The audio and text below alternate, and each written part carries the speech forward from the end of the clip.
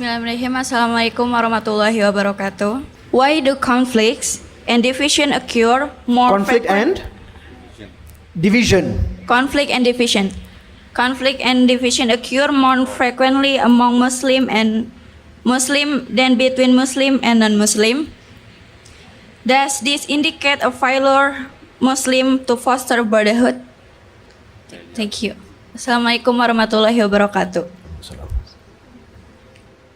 The sister asked the question that why does conflict and division appear more amongst Muslims and Muslims rather than Muslims and non-Muslims?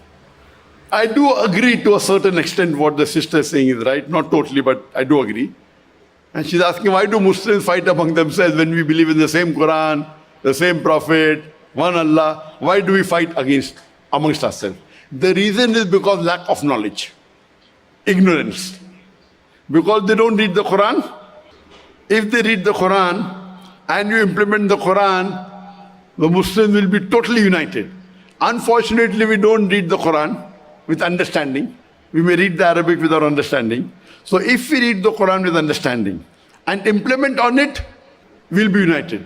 Unfortunately, someone gives a lecture which may not be part of the Quran, it may not be part of the Hadith, and that's the reason there are differing views. If they're differing views, then okay, my ustad says this, my ustad says this, so there's a fight. Allah gives the solution. In Surah Nisa, chapter 4, verse number 59, I gave the reference, Atiullah, Ati Rasul, and the verse continues. Obey Allah and obey the messenger and those ulil umr, those who have been given the authority, like the scholars. But the verse doesn't end there. It continues. If they differ, go back to Allah and His Rasul. If they differ, you go back to Allah and His Rasul. Which is our scale of checking? If they differ, our scale of checking is the glorious Quran and the Sahih Hadith. So if they differ, you ask both the ustad, where is your reference in the Quran?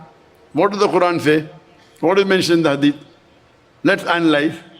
So if Quran gives the solution, obey Allah, obey the messenger, obey those people who have knowledge. But if they differ, go back to Allah and His Rasul. So we don't go back to Allah and Rasul, that's a problem. If you go back to Allah and Rasul, inshallah, we'll be more united and the differences will not be there. Hope that answers the question.